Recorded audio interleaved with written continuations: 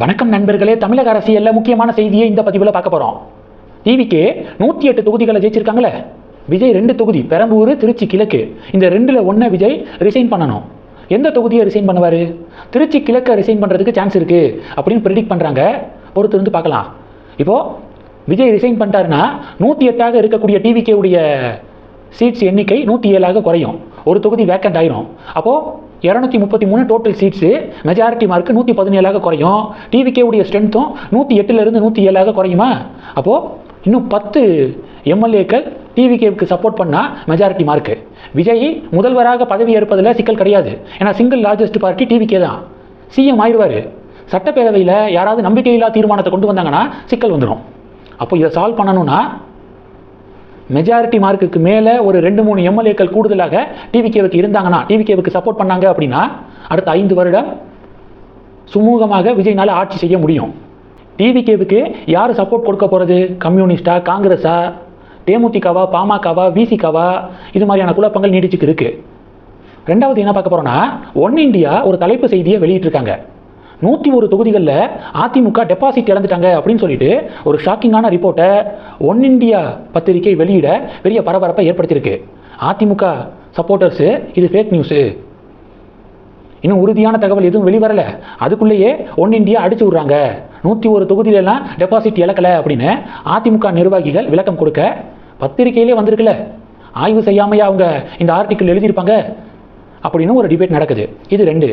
மூணாவது, மதுரை மத்திய தொகுதியில் பிடிஆர் பழனிவேல் தியாகராஜன் ஜெயிக்க போகிறாரா, சுந்தர்சி ஜெயிக்க போகிறாரா அப்படின்னு எல்லாரும் எதிர்பார்த்த போது முஸ்தபா ஜெயிச்சிருக்காரு, டிவிகே கேண்டிடேட்டு. இன்னைக்கு பனையூரில் வெற்றி பெற்றவர்கள்லாம் ஒன்று சேர்ந்து ஆலோசனை கூட்டம் நடந்திருக்குல்ல. இந்த ஆலோசனை கூட்டத்தில் முஸ்தபாவும் கலந்துக்கிட்டாரு. கலந்து முடிச்சுட்டு அவர் கிளம்பும்போது நேஷனல் மீடியாக்கள்லாம் கேள்வி கேட்டிருக்காங்க. அதில் ஒரு சில மீடியாக்கள் ஹிந்தியில் கேள்வி கேட்க அவர் ஹிந்தியிலே பதில் கொடுத்துருக்காரு. இதுக்கு திமுக சப்போர்ட்டர் ஒருத்தர் கதறாரு, பதிவு போடுறாரு. இதுதான் ஆரம்பம், பார்த்துக்கோங்க. மோடியே தமிழகம் வந்தால் ஆங்கிலத்தில் தான் பேசணும் அப்படிங்கிற நிலையை நாங்கள் உருவாக்கி வச்சுருந்தோம். டிவிகேவை பார்த்தீங்களா, ஹிந்தியில் பதில் சொல்லியிருக்காரு அப்படின்னு கதறி இருக்காரு. ஹிந்தி மொழி மேலே திமுகவுக்கு அப்படி என்ன வன்மம் அப்படிங்கிறது தெரியலை. பொதுமக்கள் திமுகவை முற்றிலுமாக நிராகரிச்சிருக்காங்க அப்படின்னா என்ன அர்த்தம்? ஹிந்தி மொழிக்கு எதிராக லாஸ்ட் 5 இயர்ஸு திமுக பரப்பிய வன்மம், எதுக்கெடுத்தாலும் மத்திய அரசாங்கத்தை குறை சொல்கிறது, இதெல்லாம் பிடிக்காம தானே டிவிகேவுக்கு ஓட்டு போட்டிருக்காங்க. புதிய அரசுடைய பதவியேற்பு விழா எப்போ? வெஸ்ட் பெங்கால் மே 9 அப்படி நான் சொன்னேன்ல. தமிழகத்தில் எப்போ அப்படின்னு ஒரு சஸ்பென்ஸ் இருந்துச்சு. இப்போ என்ன தகவல் வெளிவந்துருக்குன்னா, நாளை மறுநாள் மே 7ஆம் தேதி புதிய அரசு பதவியேற்பு விழா நடப்பதற்கு சான்ஸ் இருக்குது அப்படின்னு தகவல் வெளிவந்திருக்கு. நாளை மறுநாள் பதவியேற்பு விழாவுக்கான ஏற்பாடுகள் தொடங்கியிருக்கு அப்படின்னு ரிப்போர்ட்ஸ் வந்துருக்கு. அடுத்து திமுக காரங்களாம் இப்போ தேர்தலில் தோல்வி அடைந்த பிறகு என்ன சொல்கிறாங்கன்னா, ஆளுங்கட்சியாக இருந்து தானே விஜய் பார்த்தாரு எங்களை, எதிர்கட்சியாக நாங்கள் எப்படி செயல்படுவோன்னு பார்க்கல, இனி பார்ப்பாரு அப்படின்னு சொல்லிட்டு இந்த பட டயலாக் மாதிரி திமுக காரங்க பதிவுகள் போடுறாங்க. ஆளுங்கட்சியாக இருந்தபோது இப்படி தான் பல டயலாக்ஸ் பேசினாங்க. ஸ்டாலின் இஸ் மோர் டேஞ்சரஸ் தேன் கருணாநிதி அப்படிங்கிற டயலாகு.